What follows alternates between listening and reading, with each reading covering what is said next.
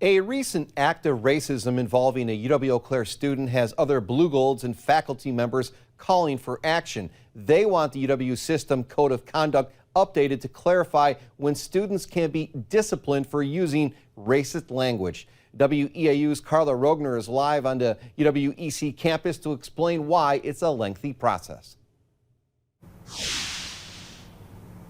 Bob, students, staff, and UW-Eau Claire alum tell me they are concerned the current code of conduct leaves a lack of accountability for when students express racism. Anger over racially charged social media posts from a UW-Eau Claire student has led to a larger conversation about what is tolerated and accepted by the Blue Gold community. To be blatantly honest, I was severely shocked and disappointed. After seeing the derogatory references made about George Floyd and the use of the N-word in social media posts made by a fellow student, the shock led Blue Gold freshman Jackson Wolf to organize a protest. Students of color are tired of telling people that it is unacceptable to be, part of an educational institution that allows for these things to happen, not once, not twice, but repeatedly. The student activist has seen enough and wants those in positions of power to start protecting targeted groups of students and punishing those who think it's okay to harass others. It's a call to action catching the attention of alumni like James Neeb. When he heard about the posts, he sent a letter calling for a change to the code of conduct. To send a message that this will not be tolerated here, and we don't want that kind of person representing our school.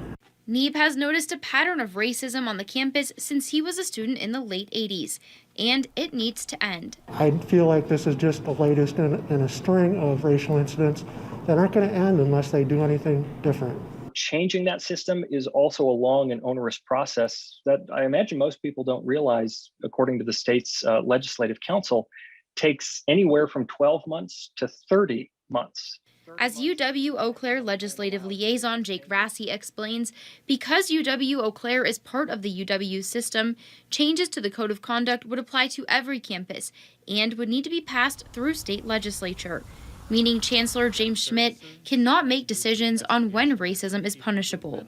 An individual university could not take an action out of line with what all other universities work with in terms of these requirements. If they tried to, it would be disallowed. These are state employees, and they cannot unilaterally change how the system works. There is also the consideration of freedom of speech and whether the type of change Neeb and Wolf are hoping to see to the code of conduct would violate students' rights. Because the First Amendment applies to a public university, if a public university is going to impose a punishment on a student, particularly for something posted on social media, then that speech would have to be outside of First Amendment protection. Dr. Eric Casper teaches constitutional law at UW-Eau Claire. He says racist language is often protected speech. There is a difference between if someone were to engage in that type of expression, say in the classroom, versus what they might do on social media, because in the classroom, the university does have the authority to deal with expression that would materially and substantially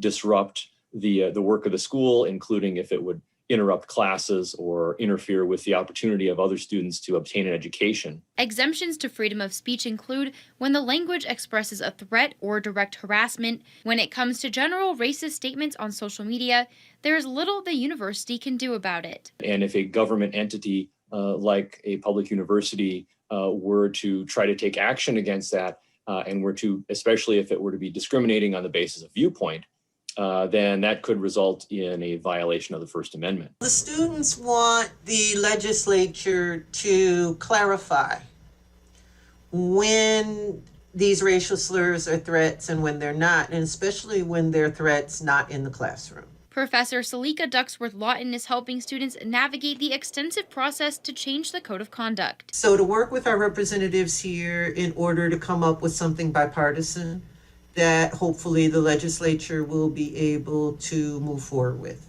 It may not happen this legislative session, but these students are determined. Dr. Ducksworth-Lawton says the move is reminiscent of efforts to make change during the civil rights movement. There hasn't been really an attempt in my 28 years here at the university to amend it in this way. So it's smart that the students are doing this because this is the nonviolent, smart way to do it. Even though they know it will be challenging, student activists like Wolf say change has to start somewhere. It is about time that we hold people accountable, both on the student level and on the administration level. It is unacceptable that we have had incidents like this happen repeatedly and nothing has been done.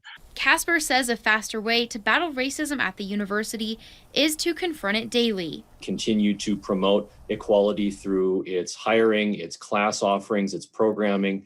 And there are, certain restorative justice practices that would be very relevant in this context. And I think overall, when incidents like this occur, there's an opportunity for the university to do what it does best, which is to further educate. Again, any changes to the code of conduct would need to be initiated by the UW system, then approved by the governor and state legislature. In the meantime, student activists tell me they at least want the university administration to acknowledge that racism exists on campus so they know their voices are being heard. Reporting live in Eau Claire, Carla Rogner, WEAU 13 News.